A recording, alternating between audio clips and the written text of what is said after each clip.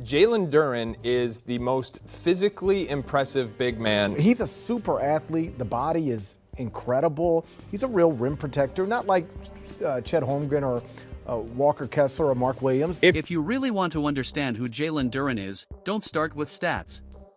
Don't start with numbers. Start with the feeling. On TV, it looks simple. A screen. A roll. A rebound. A dunk. Clean, basic basketball.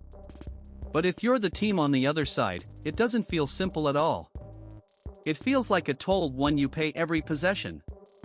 Every drive into the paint costs you something: your spacing, your legs, your breath, your confidence. We are a great team that's on the rise. Obviously a young team, got a lot to prove.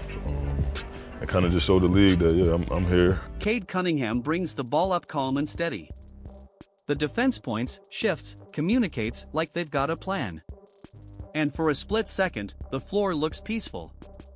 Then Duren sets the screen. Not violently. Politely. Like a car wreck you don't realize is happening until it's too late. He spins out of it like he already knows the next 5 seconds of your life and starts moving downhill with force. Now defenders hesitate. Because if you help, a shooter is open. And if you don't, you're meeting him at the rim with bad timing and worse luck. Got a lot to prove, and still a long way to go. Me, myself, I wanted to kind of take my next step, take another leap in my career, another leap in my development, and kind of just show the league that, yeah, I'm here. Here's the part that breaks teams. You can do everything right. Defend the pick and roll perfectly. Blow up the pass. Contest the shot. Chest square. Arms up. Textbook defense. And it still doesn't matter. Because the second the ball touches the rim, Duren is already inside your space like he owns it. Jalen Duren's swing skill is his motor. When he goes to dunk the ball, he rips the rim off. He can run the floor. He's exceptionally long. He does just about everything from a physical standpoint. He doesn't jump like a normal big. He rises like a decision you can't take back. He bodies you under the glass, snatches the rebound, and turns your proudest defensive stand into 2 points that feel unfair. Not because of the refs. Not because of missed calls. But because of how inevitable it feels. That's who he's becoming in Detroit. Not just a bouncy young center chasing highlights, but a guy who turns the paint into a trap. People probably see me and probably think, oh, he's just some big, strong guy, but it takes a lot of work. It takes a lot of work to keep my body where I want it to be in terms of weight, strength, athleticism, flexibility, and all those things. I think I'm in great shape, probably the best shape of my career. Every mistake becomes a dunk. Every missed shot becomes a punishment. Every game against him feels like a physical debt you never agreed to owe. And that's what makes it dangerous for the league. This isn't some aging vet bullying younger players for extra rebounds. This is a 22-year-old, still building his identity, learning how to make his presence loud without ever saying a word. He's been one of the top prospects since he was a freshman in high school, but the motor hasn't always lived up to it. So sometimes the production, or at least the consistency of it, doesn't impress as much as his potential does. If he ever gets to the point where he's an everyday guy, his game's going to go to the next level. Detroit's been a punchline for too long. But what Duren is doing is a reminder of what real foundation basketball looks like. You can't ignore it when it keeps showing up. Possession after possession. Screens that cause panic. Rolls that tear defenses open. Rebounds that break morale. Finishes that land like exclamation points on your mistakes.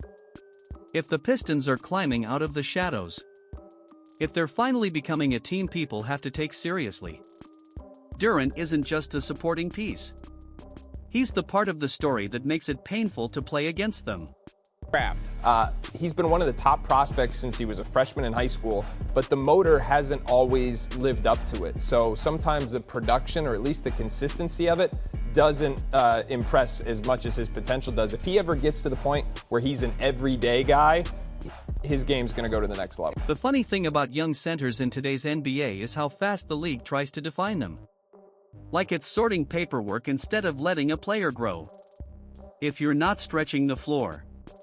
If you're not running offense like a guard in a 6 feet 10 inches frame. You get labeled rim runner, dunker, energy guy. That's exactly what they tried to do with Jalen Duren, a background character in someone else's movie. And for a while, it almost stuck.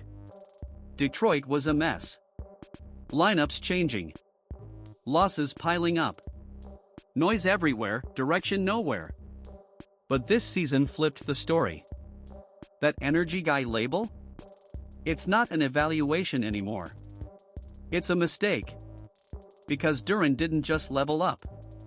He started producing at a rate that forces you to stop, watch, and feel exactly what opposing teams feel every night. And I've never really had a coach in the NBA, at least, that really kind of took the time to have like really one-on-one sessions with me. So I feel like that was great, not only for my skill, but for our connection and our bond as a coach and player. Be in terms of weight, strength, athleticism, flexibility, and all those things. I think I'm in great shape, probably the best shape of my career. Around 17.8 points, 10.8 rebounds, nearly 63% from the field. That's not effort. That's evolution. You can't fake that kind of efficiency. Those numbers don't belong to someone just jumping for lobs. They belong to someone who understands exactly where the game is moving and how to arrive there first.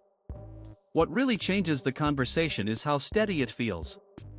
Duren's dominance doesn't come in random bursts. It repeats. Night after night. Like a rhythm defenses can't disrupt. One game it's quiet work, solid screens, perfect positioning, easy finishes. You barely notice it happening until you check the box score and realize he's sitting on another double-double like it cost him nothing. Then the next night, it's loud. The kind of performance that hijacks the broadcast because everyone has to talk about him. Look at that win over New Orleans. 20 points. 15 rebounds. Detroit in control from start to finish. And Duren set the tone with pure physicality.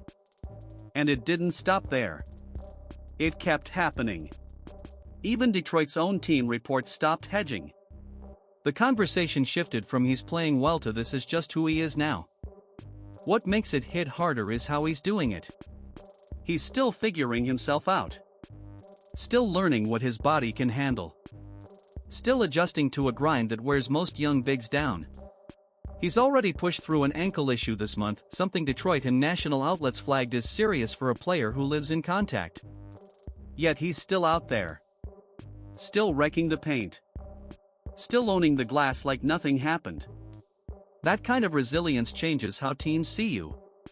Because it's not just about what you can do. It's about how long you can keep doing it. And that's where the label breaks completely. When Duren's on the court, the paint feels different. It shrinks for opponents and stretches for Detroit. Every possession forces a decision. Sell out to stop Cade and let Duren sprint free to the rim. Tag Duren and leave shooters open. Either choice hurts. That's not an energy guy problem. That's a system problem. That's what you build around. Jalen Duren's story doesn't start with hype or flashy headlines. It starts with a warning most people missed because the league is wired to chase the loud stuff. Back in college, he wasn't pretending to be a stretch big. He wasn't floating to the corner or avoiding contact. He was doing old-school work in a modern body, vacuuming rebounds, protecting the rim, finishing through contact, and making grown men uncomfortable for entire halves. Memphis only got 1 year of that. And that was enough. 12 points. 8.1 rebounds. 2.1 blocks. AAC Freshman of the Year. Then he declared for the draft like someone who already knew where he belonged. Draft night didn't hand him a smooth path. Taken 13th overall in 2022, his rights bounced around before landing in Detroit, a franchise rebuilding in every direction. That chaos felt fitting. Because Duren wasn't coming to fit a clean system. He was walking into the noise. And instead of chasing trends, the Pistons saw him for what he was, a teenager built like a statement. They didn't draft a floor spacing experiment. They drafted proof that toughness still matters. What's wild is how young he was while pulling this off. Most bigs need years just to learn the pace, when to jump, how to hold position, how to battle without fouling out. Duren skipped the waiting period. Even now, at just 22, he doesn't look like a project. He looks like a problem. This season isn't just improvement. It's presence. Once a big reaches this level, everything changes. It stops being about potential and becomes about pressure. You don't prepare for him like a highlight clip.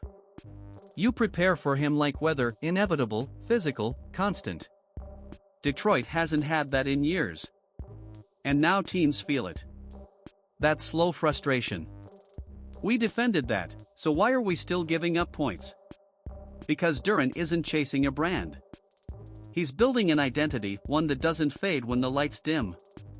And the partnership makes it worse. Cade Cunningham plays deliberate. Slow, controlled, surgical. He pulls defenders into uncomfortable choices and waits for them to blink. Put Duren next to that, and the pick and roll stops being a play. It becomes a chain reaction. Stay home on Cade and he picks you apart. Help for half a second and Duren becomes falling weight from the sky. Recovery turns into a gamble you usually lose. That's why calling him a rim runner misses the point. A rim runner moves. A rim threat warps the floor. Duren is becoming the latter, the kind of big who creates offense even when he doesn't touch the ball. And when the game drags on, that pressure compounds. By the fourth quarter, legs start lying to you. Boxouts get sloppy. Rotations get late. And that's when Duren takes over. Every offensive rebound feels personal. Every putback feels like a message. The scary part? It's sustainable. His dominance doesn't rely on hot shooting, lucky whistles, or matchups. It's built on habits that travel screens, rolls, rebounds, finishes through contact. He doesn't need perfection to ruin your night. He just needs to keep showing up strong and on time.